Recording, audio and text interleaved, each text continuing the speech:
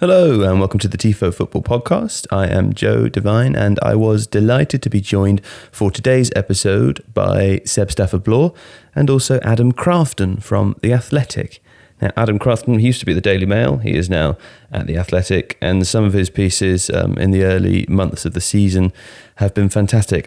We talked about a few of them today. The first one was about Emiliano Sala, the Nantes player who very sadly died in an air crash on the way back to Cardiff. And of course, at the moment, you may have seen in the news that there is a bit of a dispute between the two clubs as to whether or not Cardiff are legally obliged to pay the first instalment of the transfer fee that was promised to Nantes as a result of some fairly technical issues, which we will get into.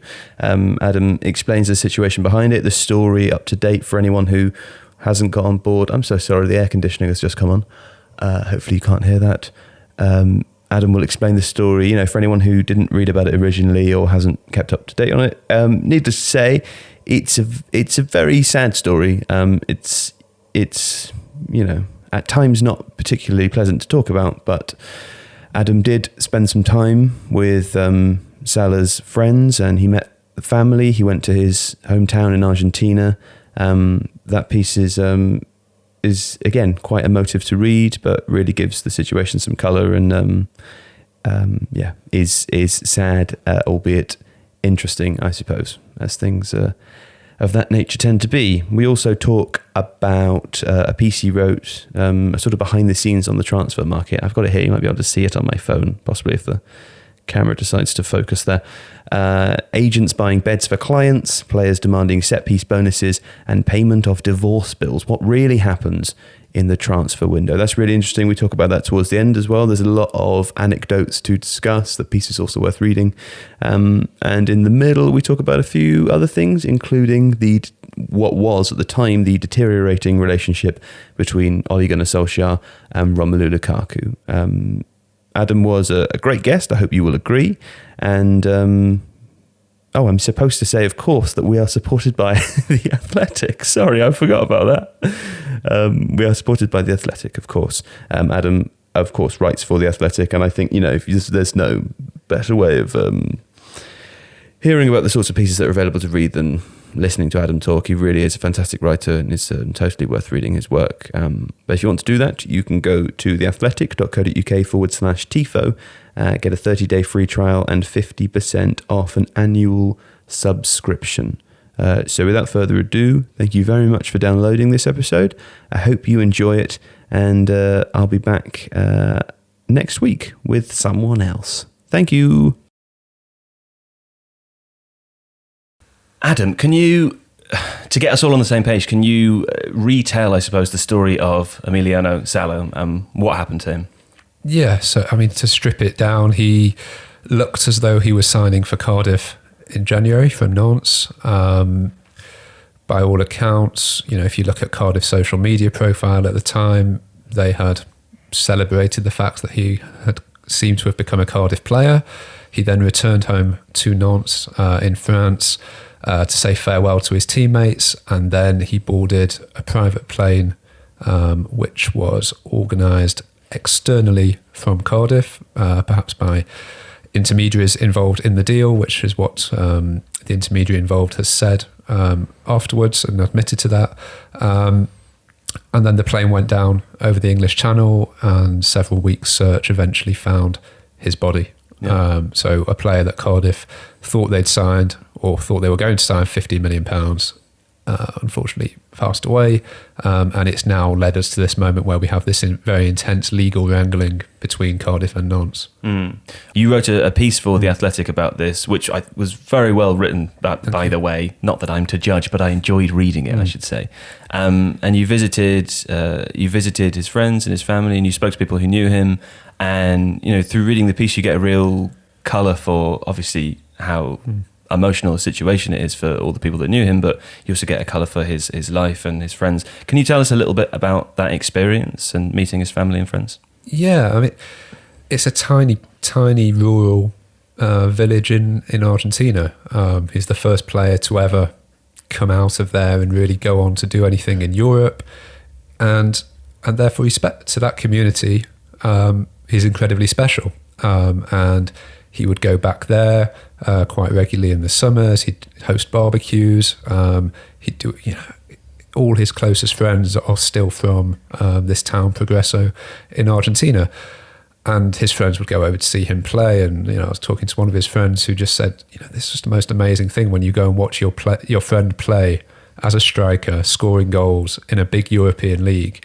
There's just nothing like that. So incredibly intense situation there. Also doubly sad because his father has also since passed away. He had a heart attack 3 months afterwards. I went to see his Emiliano's stepmother, who explained just sort of the incredible amount of stress that it placed on her husband. And that was just, from a journalistic point of view, it was massively uncomfortable. She was 3 months into grieving her husband.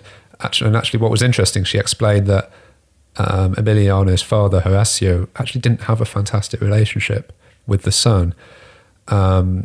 But because the sort of the Globe's media arrived in Progreso at the time, he felt too embarrassed to say that when people were knocking on his door saying, what's going on with your son, and is there anything you want to talk about?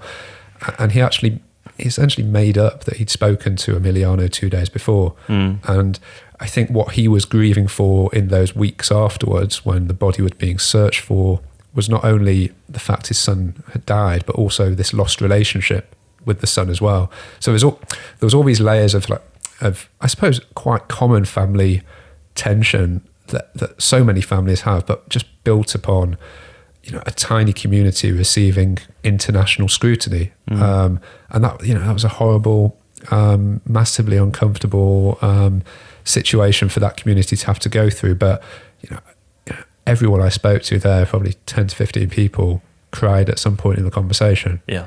And it's still incredibly raw. It's 8-9 months since their friend, their family member died, and they've not really had any answers yet. Yeah. Adam, from a human perspective, when you're approaching a story like that, your natural instinct is presumably to recall from it and say, this is not my place, especially during the beginning of the story when you had this ridiculous, it's a very callous thing to say, this unique scenario where everyone knew what had happened, but there was no finality to it. How do you condition yourself to move past the feeling that you're kind of intruding on that grief and to do justice to the story? Is that difficult? Basically, is what I'm asking. Yeah. No, I'm probably a bit strange in that I'm quite.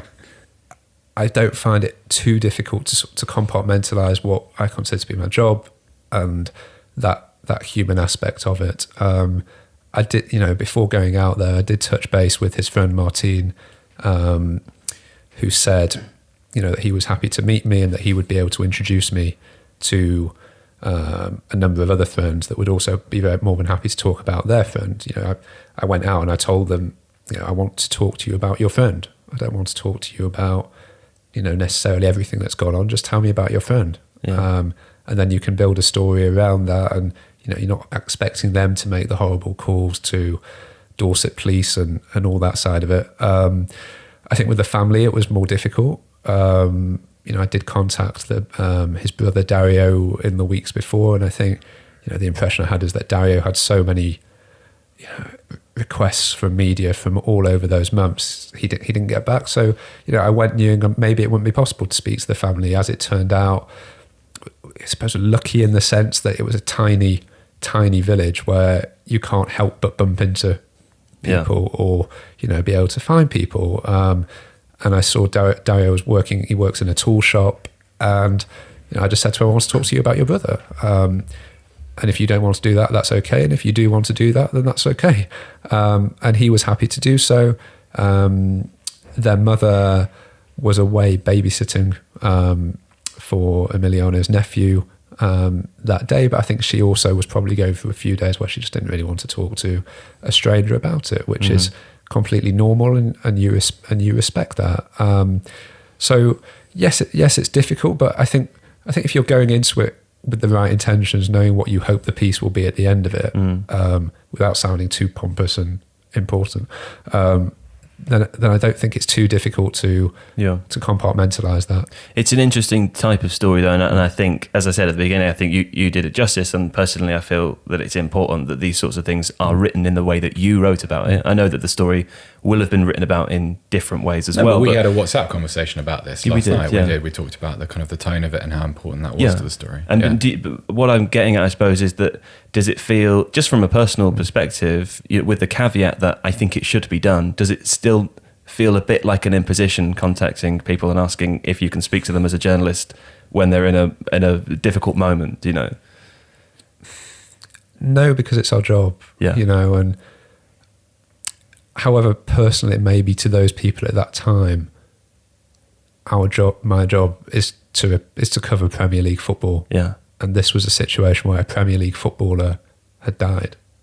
And I can't remember another example off the top of my head of that happening.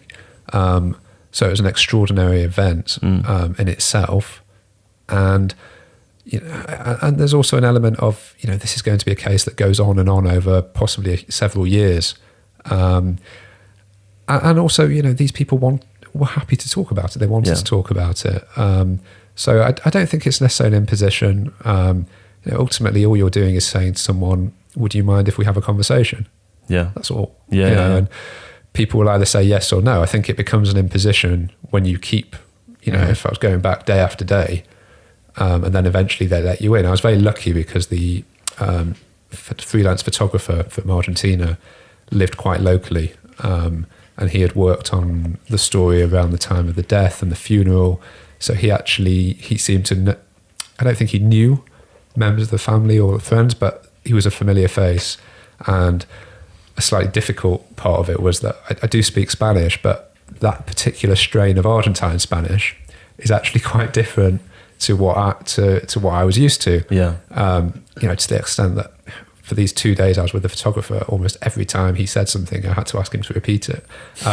So he was actually really useful as well, just in terms of making sure, getting us over the door in certain situations. Yeah, I was going to ask you if you presumably you were speaking Spanish to the family. So some of the accents were easier than others, but a couple of them were pretty. It's the B's and T's, isn't it? I found that they're all swapping around. Well, it's that, but it's also in South America they use the sh sound, which almost sounds Russian, Portuguese. Yeah. At times, so it throws you a bit, and then you get used to it almost by the time it's too late to get used to it. How long were you there for? Actually, in the town, I think it was 2 days. But it probably took 2 days to get there and 2 days to get back, because you fly into Buenos Aires and then there's another flight and then it's a coach journey as well. So right. Had you been to South America before? I'd been to Brazil before. But not Argentina. No. So I suppose the natural way for this conversation to move is to talk about what you mentioned at the start, the legal battle which is taking place at the moment. Yeah. Can you bring us up to date? And I don't think anything's going to happen between this being recorded and released, but it's worth saying anyway that we're recording this on Thursday the 3rd of October. But can you bring us up to date on what's happening and the nature of the legal battle? Because it's grubby. Yeah. To be blunt, isn't it? It seemed at the time that Cardiff had bought a footballer for £15 million. As you said, he'd been announced on their social media. He'd been announced. I think the hashtag was like Sala is a bluebird. They'd shown pictures of him with the kit, shaking hands, I think, with the chief executive. So to all intents and purposes, for the common layman football fan journalist, the deal seemed done. However, after the event, I think even actually before the body was found, news came out that Nantes had asked for the first instalment. Now, we can sit here and say that's terrible, that's awful, but I suppose from the financial, legalistic point of view, there is a deal that's been done and people are owed money and the company is run based on these accounts. And Cardiff and Nantes, I suppose, would have been looking at signing other players and in a way that's kind of unrelated, with the exception, obviously, it's a horrible situation. You would expect that to happen. I suppose also in that situation, maybe not to be too macabre about it, but probably there wasn't the expectation of finding his body. Yeah. So it was kind of I know it's an awful thing to have to talk about, but it's probably realistic. Yeah. So I agree on that. And I think what's since emerged is that Cardiff, despite making that announcement, insists that they had not completed the deal. And this is because the initial payment schedule, which was presented to the Premier League, was rejected by the Premier League. Now, the Premier League have also backed up this version of events. And apparently, I think the date was January the 22nd when this revised payment schedule with the revised contract had to be signed. Now, Salah had never had a chance to sign that final deal, which therefore, in Cardiff's eyes, and potentially in the Premier League's eyes as well, renders the deal null and void. Nantes believe that that's an unfair representation. So anyway, the case went to FIFA. FIFA have ruled that Cardiff should pay. Cardiff have not accepted that judgment and are now taking it to the Court of Arbitration for Sport. Their argument is that the framework of what FIFA can study is more limited in terms of the documentation to what CAS can study. So it's going to go on and Adam, on. just walk us back through that for people that don't understand the difference there. Just explain that in a little bit more detail, if you could. Between FIFA and CAS? Yeah. So it's not entirely clear to me, but the argument that Cardiff are making is that FIFA study a narrower framework of documentation, whereas CAS will be able to see absolutely everything that's taken place. That's the argument that's being made. I don't fully understand why FIFA, having taken several months, wouldn't have studied that as well. But Cardiff, maintain that they are very confident that they will be proven right in this situation. Do you think that is the likely outcome? Honestly, I don't know because I think it's never really happened before like this, has it? It'd be a new Preston, hopefully a Preston that never needs to happen again. But yeah, if Cardiff can prove that the final contracts weren't signed, then there probably is a case to say that they shouldn't pay the money.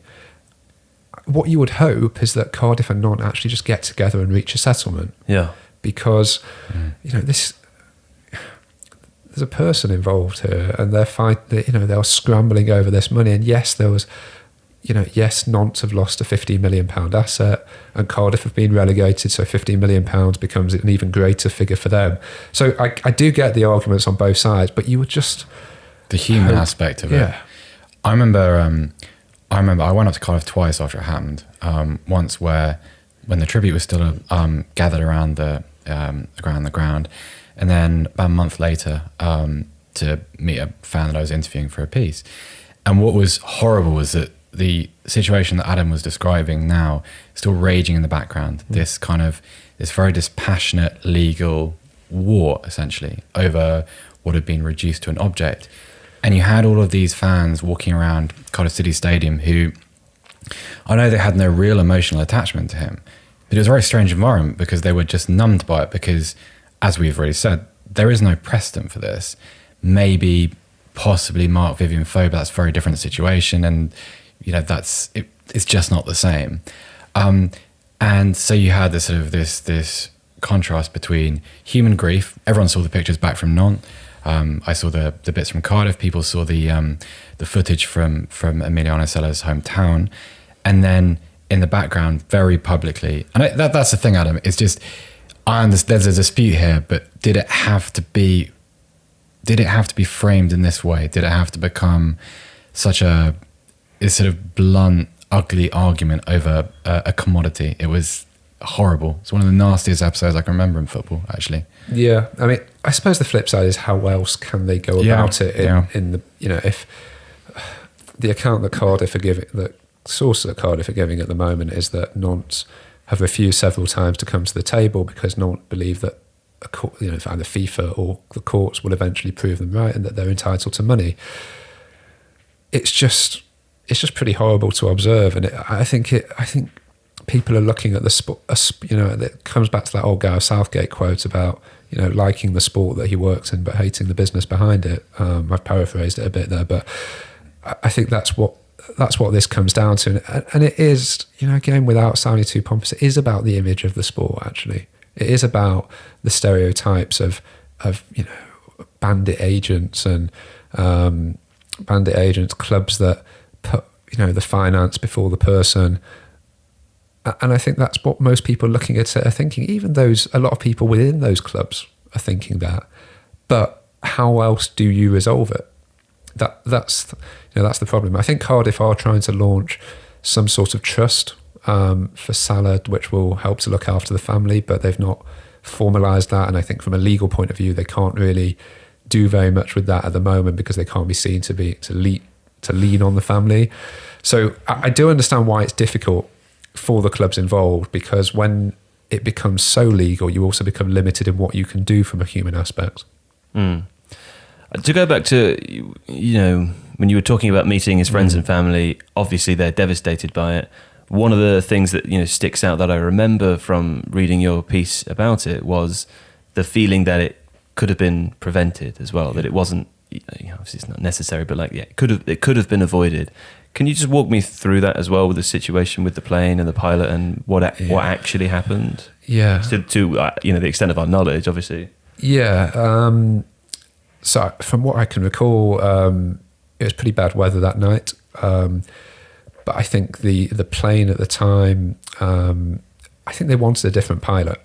The intermediaries that organised the plane actually had a different pilot in mind. He wasn't available, so it ended up being David Botson, who I think was a part-time gas engineer, who quite enjoyed flying as well, but he didn't have the relevant night flight and pilot instrument qualifications, and somehow that happened. And it probably, I think the plane, I spoke to a pilot in the piece, and he just lists a series of factors which detail why this plane should never have taken off. But actually, with regards to the weather, the plane was capable of rising beyond, I think, from 3,500 feet to 25,000 feet.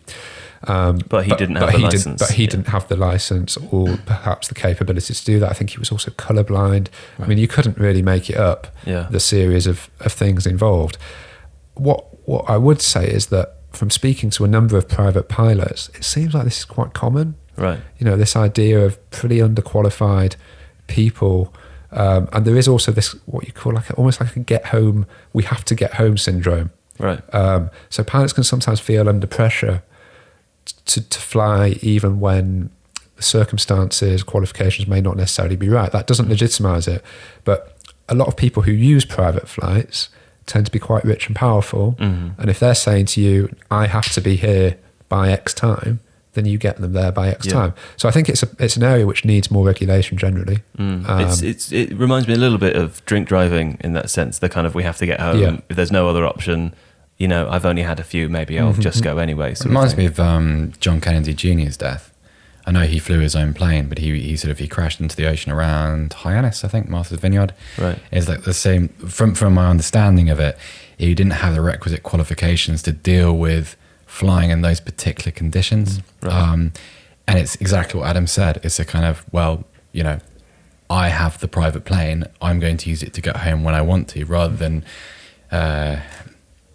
it's just such a horrible thing. It's it's so stark, the idea that, from the things that Adam said, the idea that you can see this list of caveats ahead of you, and you can understand all the peril, and you can understand also why there is a reason to pay heed to those. Like, you've got a human being and a life and it's the nastiest thing. It's okay, not just the player, also the pilot's got his own life. The pilot too. Yeah, so I suppose the kind of the, not fallacy, but the kind of mistake we make is to almost roll him into kind of, because the focus is the player, because he's the point of the story, sadly.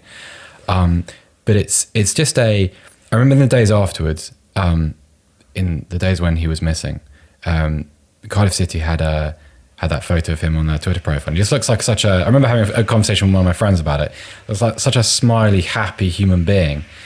The details of his transfer are a little bit different. We don't know whether he really wanted to play for Cardiff. Maybe that's something we should talk about. But it just seemed, it's a horrible image that you won't ever be able to leave behind, because you've got this smiley face of a man just about to start a new part of his life, a financially better part of his life, presumably. And it also something he's been working towards for a very long time. Maybe not Cardiff specifically, but absolutely, the Premier League as an example. And absolutely, a rare opportunity, and just snatched away by kind of, I don't want to move into any kind of legal territory, but from what I understand and from what I've read, some pretty pretty callous decision making, I think. Okay.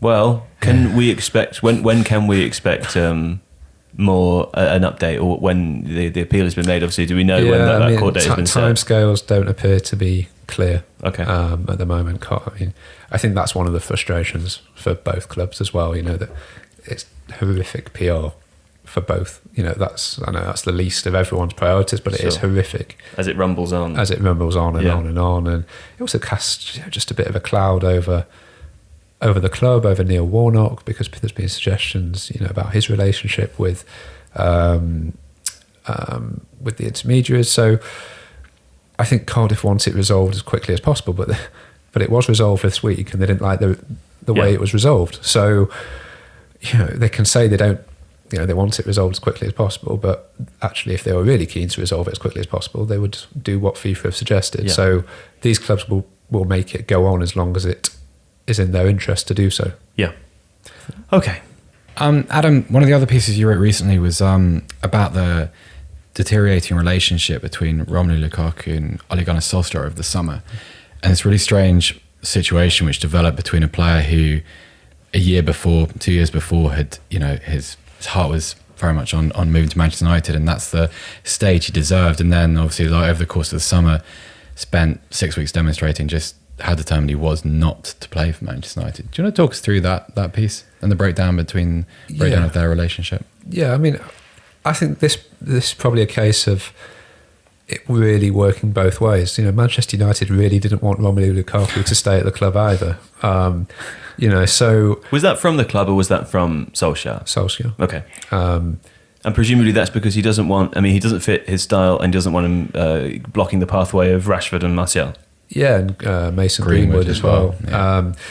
I think it all goes back to, the breakdown goes back to what I actually think epitomises almost everything that's gone wrong at Manchester United over the past 6 years, which may need several podcasts to get through. But when Solskjaer came in, he was recruited, and the initial reaction towards him was sort of underlined by this idea that he was the opposite to his predecessor. And so he was the opposite of Mourinho, Mourinho's scowl, Solskjaer with the smile. And it just sort of summed up that everything United have done since Ferguson retired has been a reaction. From the moment they sacked David Moyes, it's been a reaction. And so Solskjaer's reaction with Lukaku was, well, Mourinho really liked Lukaku. He had him as his big bulking number 9. And Solskjaer thought, oh, well, Rashford's been on the wing. Everyone's always been saying, Rashford can be the main man. He can be the striker. That's what I'm going to do. And that's what he did. And for 8 weeks or so, it absolutely worked. Rashford was fantastic. You weren't looking and thinking, God, aren't United missing Lukaku here? But actually, when he came off the bench, I remember him scoring a couple of goals, and people were saying, oh, this is working. And then, to be fair, I think there was a couple of injuries. Lukaku came in and he scored a couple of goals against Southampton, a couple against Crystal Palace. He then, he arguably scored the goals that got the PSG game. I remember as well. That right? got Solskjaer the job. In Paris. Okay, Rashford scores the penalty, but Lukaku scores 2 in the first half. But I think after that, I don't know if he scored again after the PSG game. If he did, it was 1 or 2 maximum. And it slowly deteriorated. As United's form deteriorated, I know Solskjaer told someone at the LMA dinner in May that Lukaku wouldn't be part of his plans. So he had it very clear that he was happy for Lukaku to go. And the club said to Lukaku and to Lukaku's agent, if you can find a buyer, find the right price, we'll make this happen. So actually it seemed like everyone was pretty much in the same boat. What happened was, I think it then even got to July, and before pre-season, Lukaku actually came in 4 or 5 days early, started getting into got into the gym. Solskjaer said, will you come on the pre-season tour? Because nothing's happened yet. He did do. What happened on the pre-season tour was Lukaku had a small ankle injury. Now, it was one of those ankle injuries that if you were midway through a season and you've got important games, you'd take an injection and you'd play. However, if your club is negotiating a transfer for you, both from your point of view in terms of I want to pass at medical, and also from the selling club's point of view, we don't want to jeopardise this, it made sense that he stayed out of certain parts of training sessions and also stayed out of of games. I think that was probably misinterpreted at the time as, Lukaku's making out he's not really got an injury. It then gets to, closest to the season starting, still no deal. His agent has brought Inter Milan to the table. I think they turned down 2 bids. I think the second one was something like 67 million. And I remember talking to someone at United that night. Someone who supports Manchester United, I'm thinking, 67 million for Lukaku. Okay, it's not maybe what you paid for him, but I can see why at that point Lukaku might be thinking, well, you don't want me, but you want more than 67 million. Okay. So I think that's where the panic started to set in. And then they had the day off where he turns up at Anderlecht. It was a day off, so he can, but you probably shouldn't turn up in a different club's kit and train with a different club. However, it wasn't in like a different country. In a different country. But I suppose, I think we forget sometimes how much these players move around on 3 days.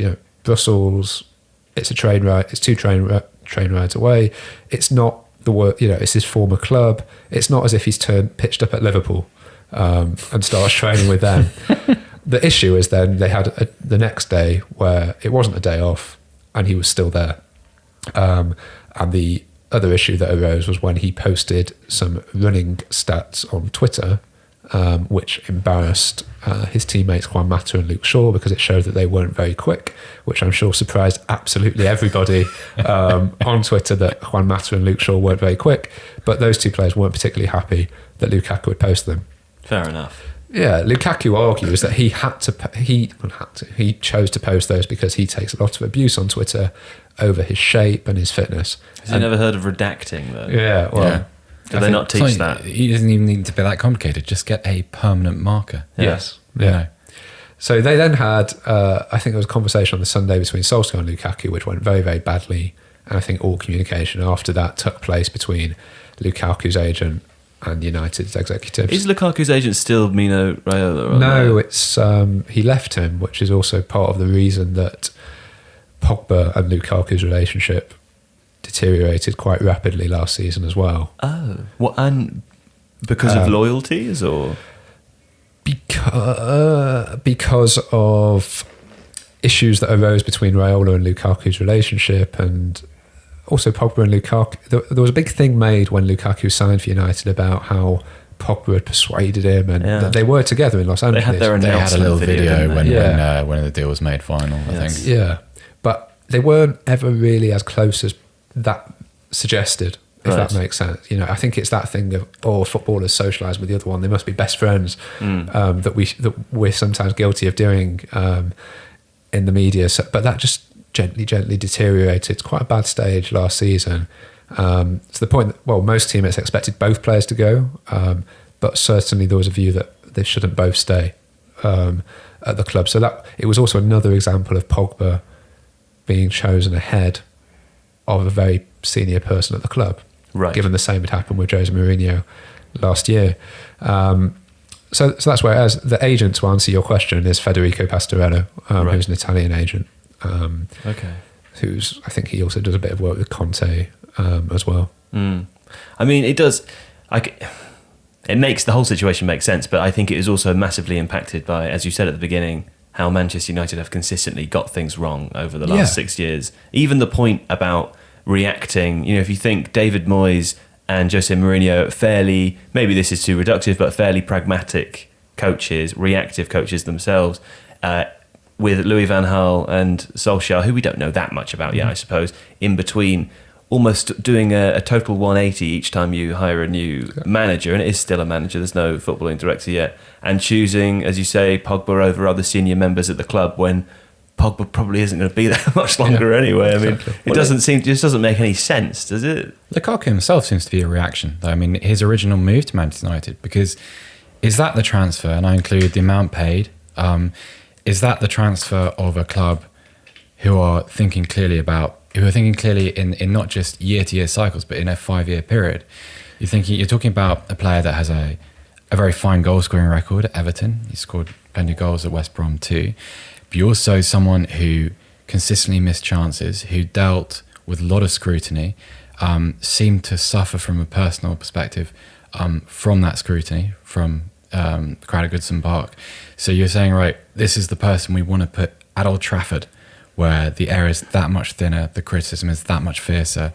And you've got a player that sort of, he seems like a sensitive fellow, Romelu Lukaku. I don't know if that's accurate. I've not spoken to him.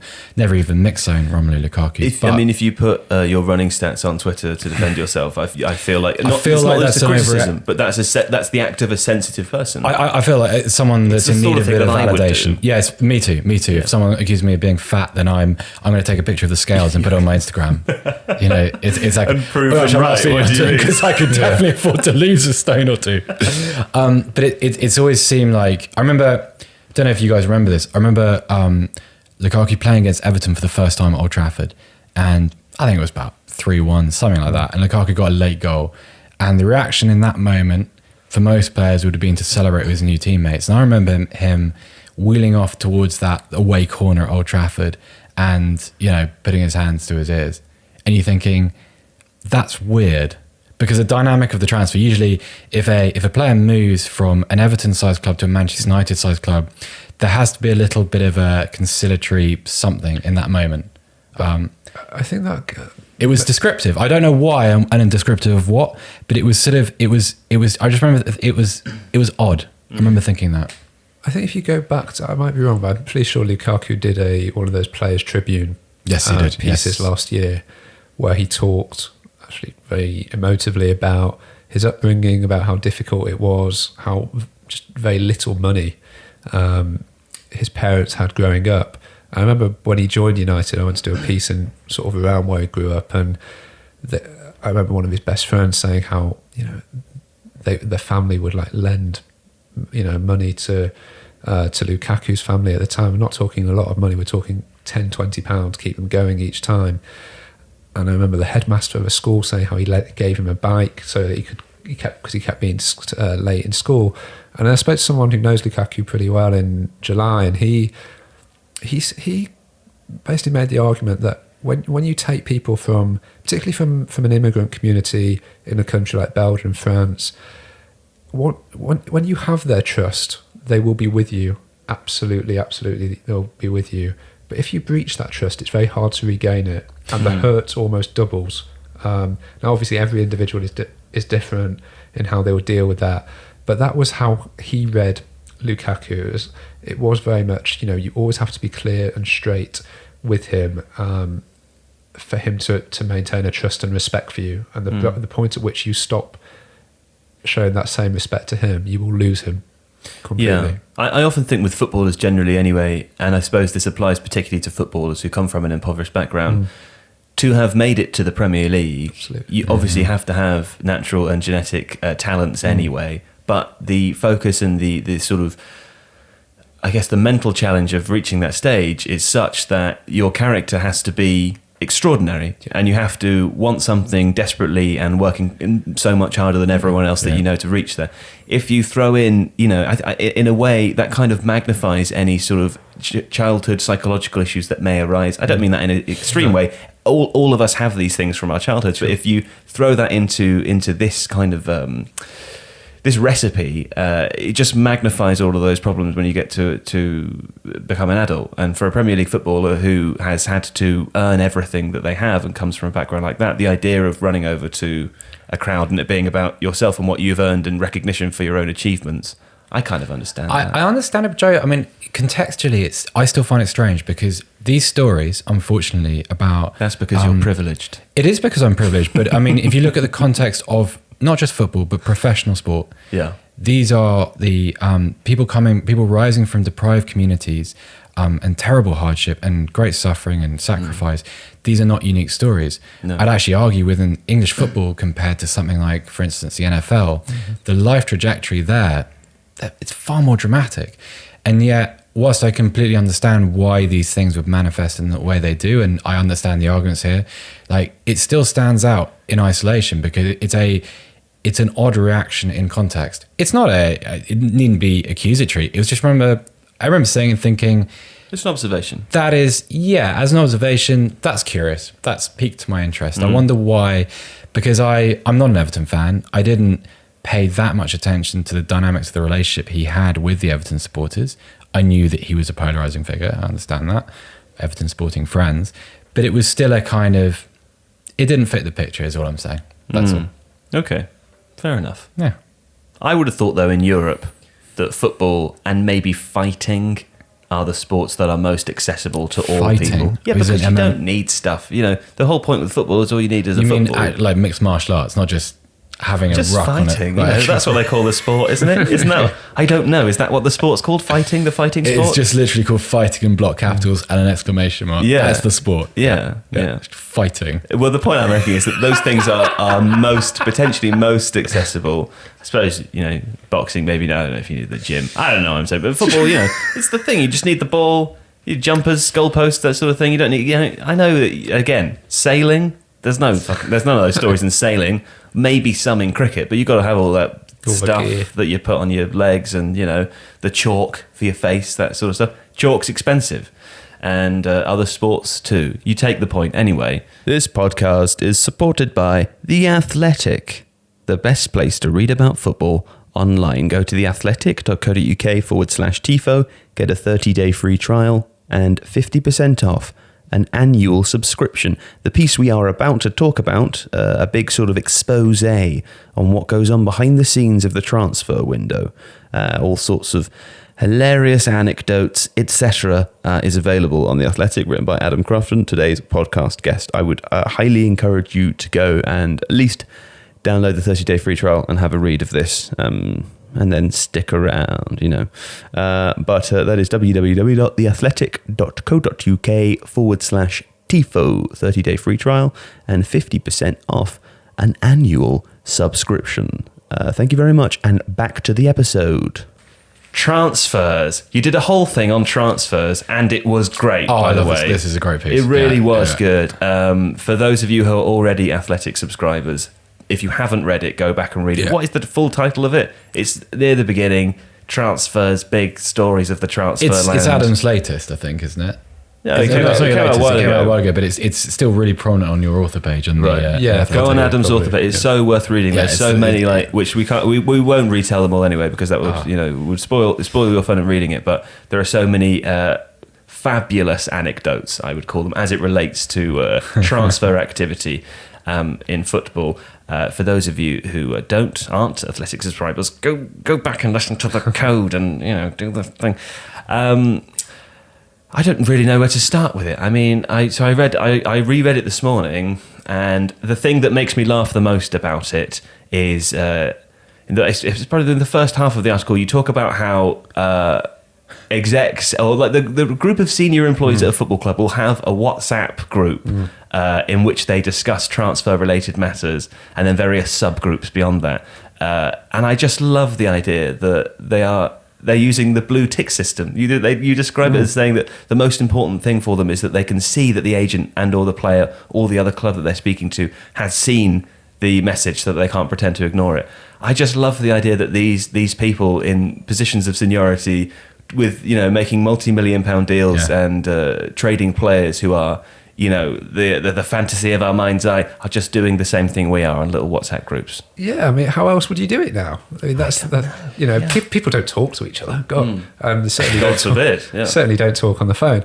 I think one of the things which I mentioned in the piece, one of the anxieties that all these people have is that they could get stitched up, Be ridiculed, but and be in the press, ridiculed. yeah. So, you know, and I sort of get it. You know, I'm thinking of WhatsApp groups that I have with friends. When you know, everyone's screenshotting things every day now, aren't they? Well, maybe it's just me, but you know, I would say I was pretending to be an agent, and I WhatsApp Ed Woodward saying, you know, I've got Sergio Ramos for you, and he'll do a deal at $100,000 a week. Do you fancy? Do you remember the William Carvalho episode with West Ham, where David Sullivan's email to the president of the Sporting Club de Portugal, the Sporting Club de Lisbon, leaked, and it was just like, we'll give you 20 million plus. And it was just, it was weird to see it in black and white. It was this kind of like 5 million if we make the Champions League. And of course, everyone laughed at that because it was West Ham, because it's West Ham. And it's just like, that's what resonated with me from Adam's piece. You thought, that's exactly what happened. If you sent the wrong WhatsApp message to someone, even if it was like an askew valuation of a player, you'd be mocked mercilessly forever. Yeah. It'd be brutal. Will you retell me some of your favourite stories from the pit? I don't know, put you on the spot. I mean, yeah, it was a while ago that you wrote them. Also, we do have it. I can't mind using my phone to film me, but if you want to get the story on your phone, no, I can remember the ones that I like. Tell me your favourite anecdotes. The player that wanted as part of his contract unlimited business flights.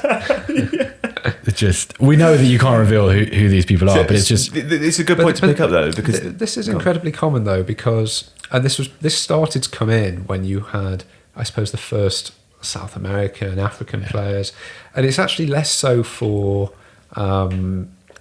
it's less so for the players. It's more for their families.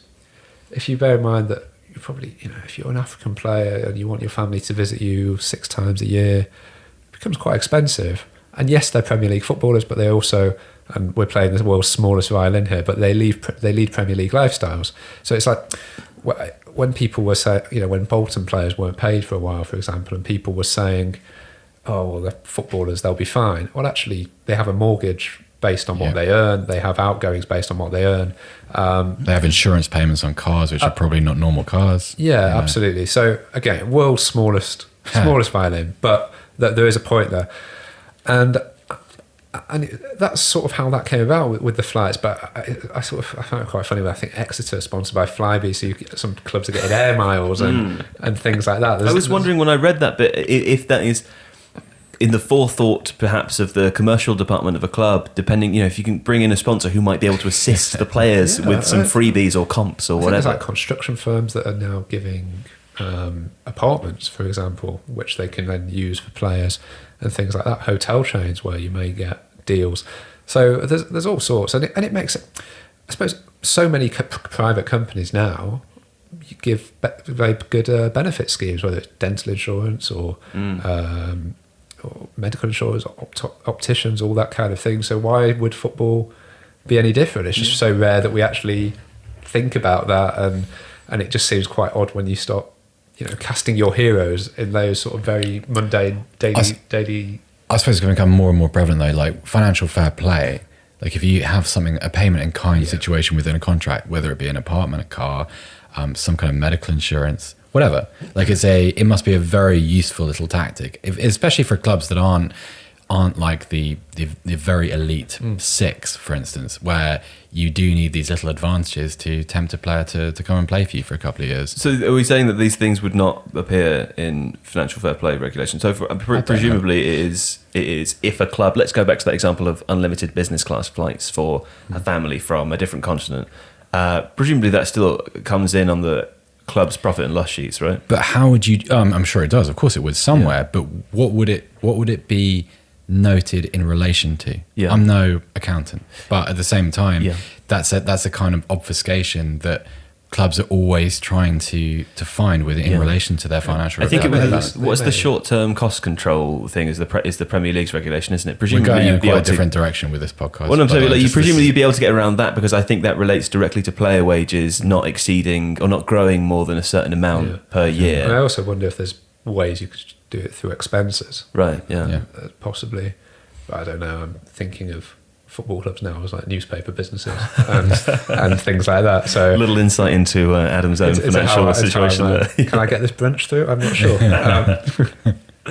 Yeah, but I mean, it was as I said, please do go and read it. It was an absolutely fascinating piece, and there were a lot of I think it just kind of levels the playing field a little bit, and it made me laugh because I like to go into meetings anyway, or meet very important people, or see. I'm sure this would be the same with the Queen, and you get a little bit of insight. You see behind the curtain, and you realise that they don't know what they're doing. They're just exactly the same as you. Everyone's got their own insecurities, and everyone's trying to work out how things work, particularly in a new world with modern forms of technology as well. One of which I would like to talk about, because you mentioned in the article the transfer room, which is an intriguing idea, isn't it? Will you just tell me a little bit more about what that is? Yeah, so it's run by a guy called Jonas Ankerson, who I think his brother is involved in running Brentford, and they've basically created this online app. And I apologise to Jonas if I misexplain this, but from what I understand, clubs can put on what it is they're looking for. So you could say, I don't know, if you're I know Leeds United, for example, use it. If you were Leeds United sporting director, you could say, I want a left back. I want him to be a backup left back. I've got this sort of budget to deal with. Get in touch with me if you've got someone. And there's never really been a tool for doing that before, except for agents who would go around saying, oh, this club wants this club wants this. And what it has the benefit of is it actually cuts a lot of agents out of a lot of the sort of dog work of a deal. Now, also presumably sending them between clubs, one club not knowing if they've relayed the message accurately to the other club, or trying to up the stakes. Or What I wonder though is whether, I think the biggest transfer that's been done on it was around £15 million. I don't see how it could work for the absolute elite clubs, because the super club's going to be telling the other super clubs what it is they're looking for. Yeah. You can also use it to list players that you want to sell as well. Absolutely. But presumably there are other ways of doing it. That's what I was going to ask. So if I'm a sporting director, I log in presumably, and I have access to a list of available fullbacks, for instance. You know what? You can always tell someone's age when they start by saying, "And I log in first," and it's on the home screen of my mobile phone. God, I sound like my father. I was just yeah. Dude, you've logged in. What are you doing now? So am I? Presumably, there's a criteria, a search facility within there. What's available, and there's a full clarity, presumably, when I log in. I'm just imagining you now playing solitaire. A little minesweeper on the old Amstrad. Have you seen it? You've not been. No, I mean, presumably you're only allowed to go on if you're. I've only seen sort of been shown sort of screenshots of it. And I think so. Clubs will say, yes, this player is available, or we have someone available, but what you don't want to do is make it look like you're flogging someone, because then you get a smaller fee. Yeah. So I'm sure these are all things which the app will be tweaking to become, as it grows and expands. But I think clubs pay like a subscription fee each month to use it, and which is fairly minimal, isn't it? Pretty small. Yeah, I think it's about £1,000 a month. And they have most of the Premier League clubs now, I think, don't they? It's somewhere like 14 or 15 of them are signed up to it. Yeah, a lot of clubs involved across Europe. And it's not the only thing they use. Clubs still, what sporting director I spoke to for that transfer piece, he mentioned, he was showing me this, and then midway through this conversation, Mino Raiola calls him, and it's like, okay, so you're still very much involved in the agent market. Yeah. But this is a way of doing things. And I think it's particularly useful for bigger clubs loaning out players as well, and for Championship and League One, or Dutch clubs and German clubs that loan players from the big Premier League clubs, to know, Liverpool have got a player in this position, and we can take him from there, and we can cut a deal. So I think that's a way of getting around it.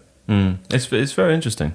I wanted to know, Adam, what do you think the future of the agent market is? Because it feels like with the it's a couple of years old now, but with the removal of the old agent exam and the kind of the deregulation of that market, what is the way of controlling it? Because one of the big issues now in the sort of the public discourse is the amount of money which, to borrow a term, leaks out of the game. What is the way of regulating agent behaviours, intermediary behaviours within the transfer market now, if there is one? I suppose to bring in the old regulation. Yeah. Again, they deregulated it. I still don't understand why they deregulated it. I don't understand the purpose behind that. I still don't. Sorry, Adam, can I shift back a bit more on the direction? Yeah, perfect. No, I don't understand why they did that in the first place. I would reintroduce it. I don't worry so much about that old sort of thing about the money going out of the game. I'm not sure I want the money to go to most people who are in the game. So I don't worry that much about it. Maybe they could send us some of the money. Yeah, exactly. Perhaps that would be nice. Yeah. To be honest. So yeah, I mean, I think what you will see is definitely an increasing professionalisation, and that's not because agents want to behave, it's because the competition is becoming more professional. So, I think there are still examples where you'll be looking to try and get hold of an agent and there's no website, but increasingly, they have proper websites, they clearly detail what it is they're doing. They're now outsourcing into, the PR side, wealth management side. So there's a lot which good agents can do to help players. And also, there are no players now without agents. so it's not going anywhere. But the best way to deal with it is to regulate it, make them do exams, and maybe do almost like doping tests. Be doing regular spot checks on how transfers have worked, and can you show us all the documentation involved? Every transfer now involves a lawyer, so there should be no problem providing that trail of paperwork. Yeah. One of my favourite agent tropes is when every now and again a chancer finds his way within the news cycle, somewhere within it. And he's there's a very famous case with Demba Ba a few years ago. It's one with Michael Essien, where someone is an intermediary and he presents himself without really any kind of legal mandate as being a representative of the player in the traditional sense. And the guy appears on like in a paper or in a Sky Sports News type environment, and the player sees it happen and goes crazy on Twitter. I've never met you. I have never met you. I have no idea who you are. And this guy, there's a guy called, correct me if I'm wrong, I think his name is Armand Dawn or something. He went on Sky talking about Demba Ba, saying, if someone wants Demba, ring me up, say, hey, Armand, like he was kind of Ari Gold, and Demba Ba went crazy. He's like, I have no idea who you are, never met you. It's funny, but it's also quite frightening. It's got very serious now all of a sudden. There was a quick tonal shift, wasn't it? Yeah, I've shifted in tone quite dramatically. I've made a quantum leap. There's a chapter in one of Michael Calvin's books where he deals with the kind of Walter Mitty types you find in that industry. He calls them shiny gobshies. And I'm not quite in that capacity, but I used to work in this industry. And the amount of people that, it's like an illusion. They're like holograms, these people, some of them. They say a lot of different things without actually saying anything at all. And they have this sort of nebulous connection to all kinds of different people and organizations. Structure, right? It's like you feel the tentacles, but it's the amount of freedom those people have to just sort of operate between things in the marketplace is quite frightening. And Adam's quite right. I'm not sure I want money. No, what I would say though is I worry equally about some of the families that are involved, and it seems like there's siblings all over the country who reach a point with a professional player where they're like, my brother is now so talented, I actually don't need to do anything in my life other than capitalize on what he does. And there'll be some very good examples of people who have done really well out of that and been really good for their siblings and things, but there's a big cohort of siblings and friends. It's like a really crap episode of Entourage, basically. Yeah. Well, also sometimes you worry for the player. I mean, and obviously those family ties and loyalties and situations are very complex. And as you alluded to before, we all have them. But that you want to avoid, I suppose, creating divisions between. You don't want to work with your family members. I suppose that's what I'm saying. But it's also like, it must put a player in a very difficult situation, because if you've come from not very much and you've got a couple of close family members who think, I could be your business manager and I could be your watch buyer and your agent, and a lot of people haven't got a clue what they're doing. And so that the player is caught between his natural loyalty to the family member, and also kind of the primacy of his own career and security. As well. Of course, absolutely. Well, I'm just glad I'm not a footballer. Yeah, and clubs also don't always want to do the best by players. Your piece mentions this. One of the chairman that you talked to says it's actually quite good working with family members because they don't really know what they're doing. So you're getting exposed at both ends. Well, look, read it because it's really good. Thank you. And we'll link to it in below the podcast as well. So if you want to go directly to it, you can find a link there. Adam Crafton, thank you so much for coming in. Pleasure. Thank you for having me. You are welcome. I really enjoyed that. Seb, thanks also for coming. On my 4th day having no nicotine in my body. I thought it was the 5th day. No, it'll be the 5th day as of 9:15 this evening. Well, congratulations. How are you feeling? Man. Yeah, rubbish. Guess how much nicotine I've got in my body? A lot. Loads. And it's really good. And you're enjoying every milligram of it. I love it. It's gonna... That is not Athletic endorsed. No. it is. Other vices are available. Yeah. All right, well, thanks. And we'll be back next week with... I know what it is next week. This is the point which you... Never mind, I can't remember. I'll see you later. Bye.